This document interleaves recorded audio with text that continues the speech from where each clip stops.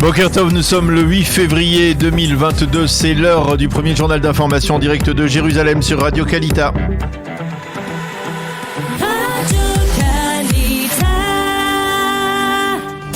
Radio J, le journal en direct de nos studios de Jérusalem. Et oui, à Jérusalem, nous retrouvons notre correspondant Daniel Haïk. Bonjour Daniel, Boker Tov, et nous commençons ce premier journal par l'actualité politique et le vote hier soir par la Knesset de la loi sur la citoyenneté. Oui, Boker Tov, Ilana, on peut même parler de deux lois sur la citoyenneté qui ont été votées en première lecture hier soir par le Parlement israélien. Celle officielle déposée par la ministre de l'Intérieur Ayelet Shaked et celle déposée par le député de l'opposition sioniste religieuse Simcha Rothman, qui est une annexe à la première.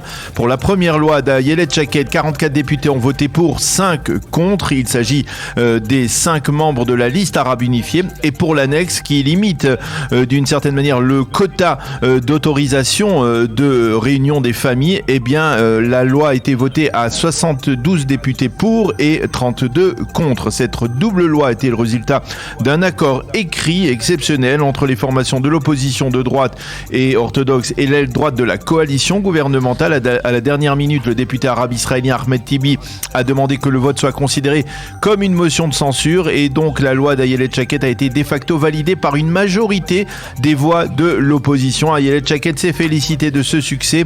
Le sionisme et le bon sens l'ont emporté, a-t-elle déclaré. Il faut rappeler que cette loi interdit aux Palestiniens qui sont unis à des Arabes israéliens d'obtenir la nationalité, et ce pour des raisons sécuritaires. Le scandale Pegasus, à présent, on y revient, il éclabousse la police israélienne avec toujours des développements. Oui, un officier supérieur de la police a reconnu la nuit dernière qu'il y avait eu des écoutes téléphoniques sur les téléphones de certains maires israéliens, mais il a précisé que cela a été fait à l'aide de l'autorisation d'un juge, comme l'exige la loi. Cependant, ce scandale secoue très sérieusement la police israélienne, bien sûr, mais également la classe politique. Hier, Naftali Bennett a affirmé qu'il s'agissait d'une affaire très grave qui ne pouvait rester sans réponse. Quant à Binyamin Netanyahou, il a qualifié la journée d'hier de jour sombre pour la démocratie israélienne. De nombreux élus israéliens ont réclamé la nomination d'une commission d'enquête d'État qui puisse faire le clair sur l'usage illégal apparemment de la police du logiciel Pegasus. Ceci étant, le procès de Binyamin Netanyahou, lui, est suspendu au moins pour 24 heures.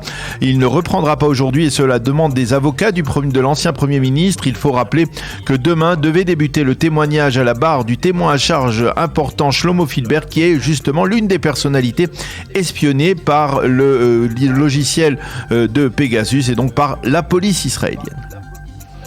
L'épidémie de coronavirus, et on commence peut-être à déceler, Daniel, des indices d'optimisme. Oui, en effet, il semble que l'on ait franchi le pic de l'épidémie en termes de malades graves. En effet, depuis hier, le nombre de malades graves est en baisse. Selon les données publiées hier soir par le ministère de la Santé, on en recensait 1222, dont près de 300 sous assistance respiratoire. Le coefficient de contamination continue de baisser à 0,84. Depuis le début de l'épidémie, 9226 Israéliens sont décédés des suites du corona. La nouvelle préoccupation reste le variant BA2 et l'on estime que 20 à 30% des cas positifs ont contracté ce variant, ce qui atténue d'une certaine manière la baisse de la contamination.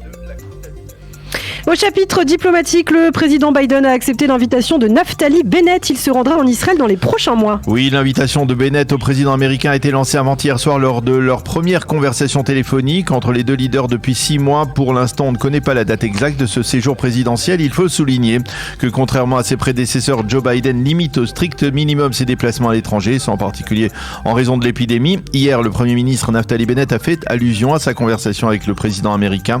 Il a confirmé qu'elle a été essentiellement consacré au dossier du nucléaire iranien et aux pourparlers de Vienne. J'ai expliqué, a dit Naftali Bennett au président Biden, que notre position n'avait pas changé. Nous voulons conserver une véritable liberté d'action dans ce dossier.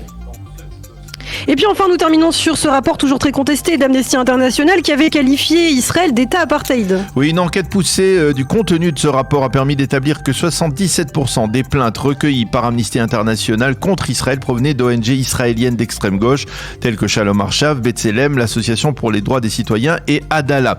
Il s'agit, selon l'organisme nationaliste Im Tirtzu, des mêmes ONG qui se sont vues reprocher la semaine dernière d'avoir bénéficié de larges subventions de la part de gouvernements européens. Le président de Im Tirtzu a demandé au gouvernement israélien de s'occuper de cette problématique au plus vite.